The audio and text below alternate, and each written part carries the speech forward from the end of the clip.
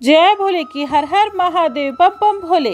आज मैं श्री शिव महापुराण सतरुद्र संहिता खंड का 7वां अध्याय नंदेश्वर अवतार वर्णन सुना रही हूँ। सुनी। नंदकेश्वर बोले, वहाँ जाकर मैं धीरता पूर्वक एकांत में कठिन तप में स्थित हुआ तो पार्वती सहित शिवजी ने वहाँ प्रकट होकर मुझसे कहा कि हे शिलाद के पुत्र, मैं तुम्हारे तप से संतुष्ट हूँ।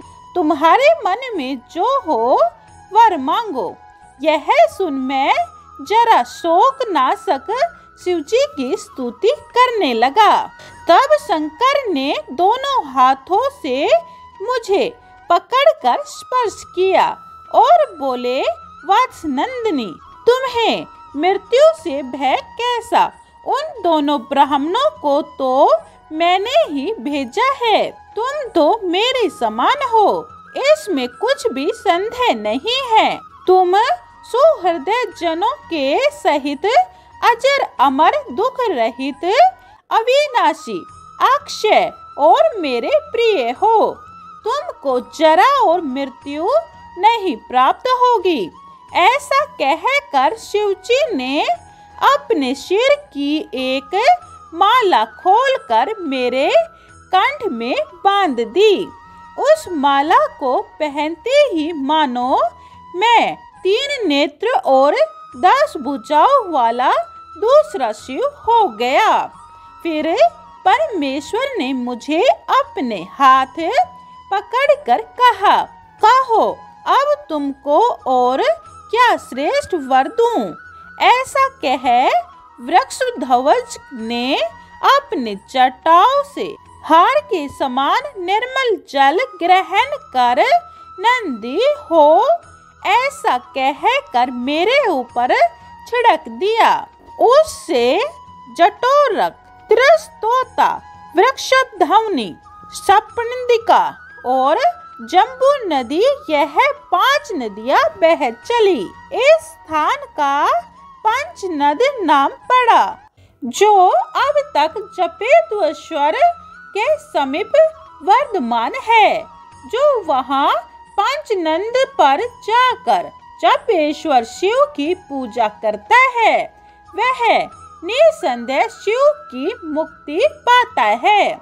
फिर शिवजी ने पार्वती से कहा कि अब नंदी को गणेश्वर पद पर अभिषिक्त करता हूँ। तुम्हारी क्या सम्मति है?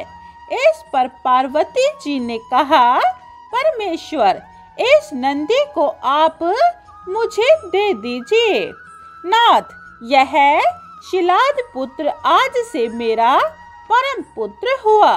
पश्चात परम संतत भक्त वत्सल शिवजी ने अपने समस्त गणों को बुलाकर कहा, यह नंदीश्वर मेरा पुत्र है।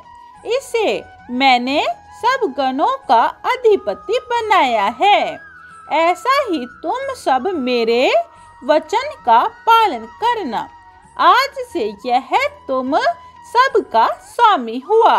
पश्चात सब बांधवों और कुटुंबियों सहित मुझे साथ ले शिवजी देवी सहित बैल पर चढ़कर अपने घर को चले। 7वां अध्याय समाप्तम। जय भोले की 8वां अध्याय भैरव अवतार। सुनिए। नंदेश्वर बोले, संत कुमार जी, भैरव जी परमात्मा शंकर के पूर्ण रूप हैं।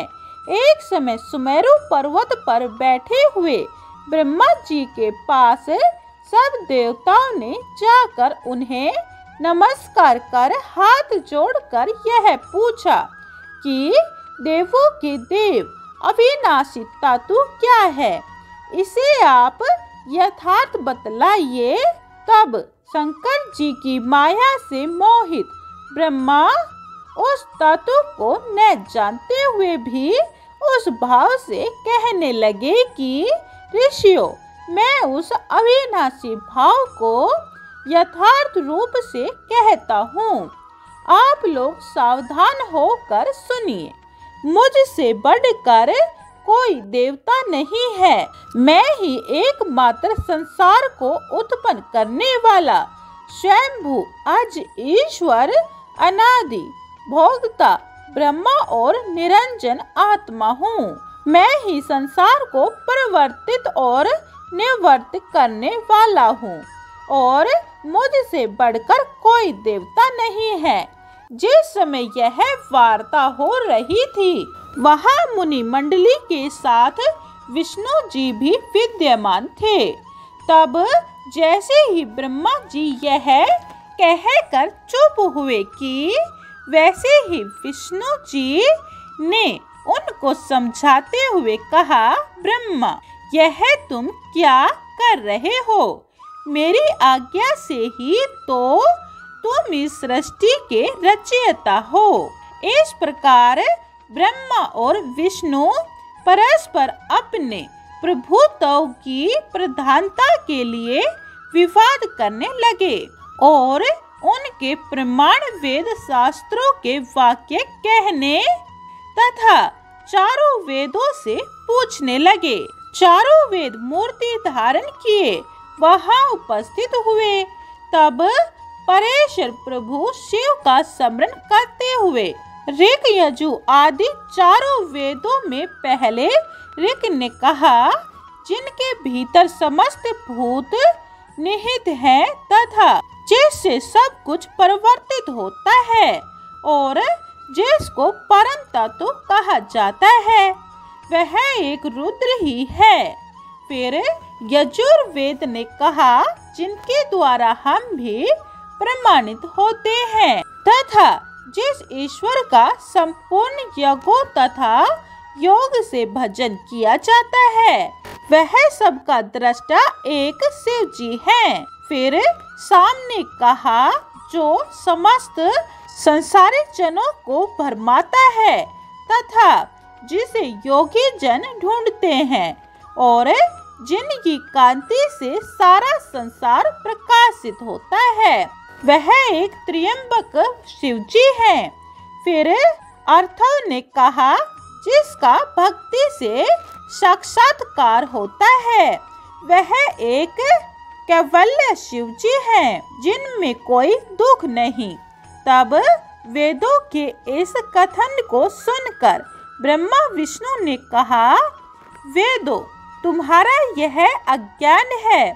भला नित्य शिवा से रमण करने वाले, नंगे रहने वाले, पीत वरण धूली धूसरित प्रथम नाथ शिव को परम तत्व कैसे कहा जा सकता है? शिव जी पर ब्रह्मा कैसे हो सकते हैं? तब उन दोनों के ऐसे वचन सुन सब स्थानों में अमूर्ति और मूर्तिमान स्थित रहने वाले ओमकार ने कहा, भगवान शिव शक्तिधारी हैं। वे अपनी शक्ति के बिना रमण नहीं कर सकते, क्योंकि वे लीलाधारी हैं, परंतु वही परमेश्वर हैं। तब ओमकार के इस प्रकार कहने पर भी शिव माया से मोहित ब्रह्मा विष्णु की बुद्धि नहीं बदली और वे विवाद करते ही रहे। तब उन दोनों के मध्य में एक ऐसी विशाल ज्योति प्रकट हो गई कि जिसका आदि अंत कुछ नहीं था। उससे ब्रह्मा का पंचम सिर जलने लगा। इतने में त्रिशूलधारी नील लोहित तक्षण वहां प्रकट हो गए और ब्रह्मा उनसे बोले, नील लोहित चंद्रशेखर, भय मत करो। मैं तुमको जानता हूँ कि तुम पहले मेरे सिर से प्रकट हुए थे और रुदन न करने के कारण ही मैंने तुम्हारा नाम रुद्र रखा था। हे पुत्र, मेरी शरण आओ, मैं तुम्हारी रक्षा करूंगा।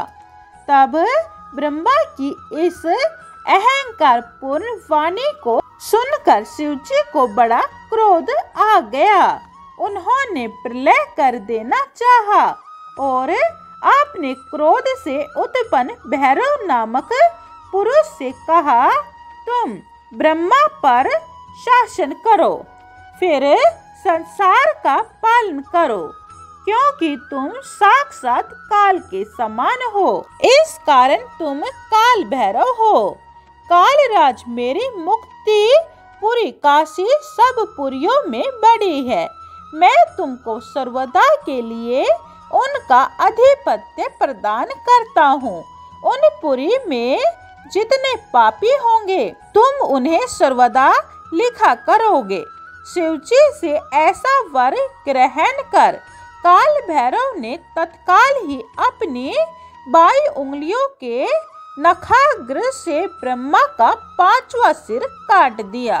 भयभीत ब्रह्मा शतरुद्री का पाठ करने लगे। ब्रह्मा विष्णु को ज्ञान हो गया। अब दोनों ने शिवजी को पर ब्रह्मा परमात्मा समझा। अहंकार दूर होकर ज्ञान हुआ। तब ब्रह्मा और विष्णु को अहंकार रहित जानकर महेश्वर ने दोनों को भयदान दिया। फिर भक्त वत्सल महादेव प्रसन्न हो उन दोनों को धैर्य दे अपनी कपर्दिनी भैरव मूर्ति से बोले, नील लोहित, तुम इन ब्रह्मा विष्णु को मानते हुए ब्रह्मा के कपाल को धारण कर उसी के आश्रित हो भिक्षावृत्ति करते संसार में ब्रह्म हत्या के भय को दूर किया करो। ऐसा कह महादेव जी ने तुरंत ही ब्रह्म हत्या नामक एक कन्या उत्पन्न कर दी और कपर्दी से कहा, जब तक यह कन्या काशी में आवे तब तक इसके पहले ही तुम अपने भयंकर रूप से वहां चले जाओ और जब यह वहां पहुँचे तब उससे कहना कि तुम उस वाराणसी को छोड़ और चाहे जहां जाकर विचरण करो। पश्चात यह सब जगहों में घूमकर काशी आवेगी, तब मुक्त हो जाएगी। 8वां अध्याय समाप्तम। जय भोले की। 9वां अध्याय भैरव जी का अभिवादन। सुनिए। नंदीश्वर बोले, संत कुमार जी, शंकर जी के समीप से भैरव जी काल के भी काल हुए। उन्होंने महादेव जी की आज्ञा से कपालिक व्रत धारण किया। वे विश्वात्मा हाथ में कपाल लेकर काशी आए, परंतु तीनों लोकों में विचरने वाली उस कठिन ब्रह्मा हत्या ने उनका पीछा न छोड़ा।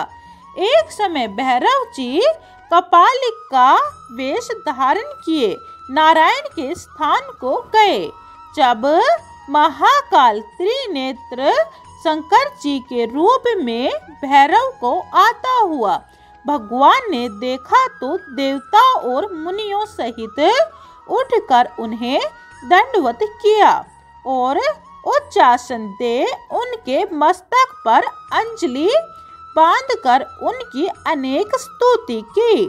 पश्चात उन्होंने कमलायान लक्ष्मी से कहा कि देवी, आज हम तुम दोनों बड़े धन्य हैं जो जगतपति शिव का दर्शन किया।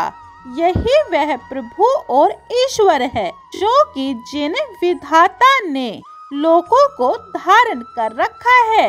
यही वह अनादि शरण शांत और 26 तत्वों से युक्त है कि जो योगी में ईश्वर, भूतों के स्वामी, सब प्राणियों के अंतर्यामी और सर्वदा सब कुछ के देने वाले हैं। इनका दर्शन कर मनुष्य आवागमन से छूट जाता है। ऐसा कहकर विष्णु जी प्रसन्न हो शिव जी से बोले, प्रभु देव, आप किस लिए भ्रमण कर रहे हैं? यह आपकी क्रीड़ा कैसे हुई है? हे भगवान, यह आप भिक्षा मांगने लग गए। मुझे यह संशय है, क्योंकि आप तो त्रिलोक्य को राज्य देने वाले हैं। विष्णु ने इस प्रकार कहा। तब भगवान भैरव ने हंसकर विष्णु जी को अपनी कथा सुनाई। उन्होंने कहा, मैंने अपनी अंगुलियों के नखाग्र से ब्रह्मा का सिर काट लिया है। उसी पाप के शर्मनाथ इस शुभ व्रत का अनुष्ठान किया है। यह सुन विष्णु जी बोले, भैरव जी, आप तो समस्त विघ्न हरता हैं, फिर जो चाहे क्रीड़ा करे। श्री विष्णु जी के ऐसा कहने पर निर्मल लक्ष्मी ने अपनी मनोरथी नामक विद्या को उसके पात्र में छोड़ दिया। भैरव रूपधारी महादेव प्रसन्न हो भिक्षाटन के लिए दूसरी ओर चले गए। तब उसके पीछे बृहहत्या को जाती हुई देखकर विष्णु जी ने बुलाकर उससे प्रार्थना की कि तू शिवजी का पीछा छोड़ दे। ब्रह्महत्या ने कहा, इसी बहाने मैं शिवजी की सेवा करती हूँ। इस प्रकार विष्णु जी के कहने पर भी ब्रह्महत्या ने उसका पीछा नहीं छोड़ा। तब भैरव जी अभिमुख क्षेत्र काशी आते ही ब्रह्महत्या हाहाकार कर पाताल में समा गई। उसी समय ब्रह्मा जी का सिर भैरव जी के हाथ से छूटकर पृथ्वी पर गिर पड़ा और कपाल मोचने तीर्थ हो गया। भैरव जी ने वहां बड़े आनंद का नृत्य किया। भैरव जी के हाथ में ब्रह्मा का कपाल तब चिमटा ही रहा जब तक वे काशी नहीं पहुँचे थे। इस कारण काशी सदा सेवनीय है। जो मनुष्य कपाल मोचन का स्मरण करता है, उनके उस जन्म और दूसरे जन्मों का पाप नाश हो जाते हैं। इस तीर्थ में जाकर स्विधि पिंड दान और देव पितृ तर्पण करने से मनुष्य ब्रह्म हत्या के पाप से छूट जाता है तथा जो नित्य भैरव जी का दर्शन करता है वह अपने हजारों जन्मों के पाप को नष्ट करता है। जो मनुष्य काशी में रहकर कृष्णाष्टमी के दिन या मंगलवार के दिन कालराज के दर्शन नहीं करता, उसके पुण्य क्षीण हो जाते हैं। 9वां अध्याय समाप्तम। जय भोले की 10वां अध्याय नरसिंह लीला वर्णन। यह आप अगली वीडियो में सुने। जय भोले की हर हर महादेव, बम बम भोले। अगर आपको हमारी वीडियो पसंद आई हो तो लाइक शेयर और सब्सक्राइब जरूर करें। जय भोले।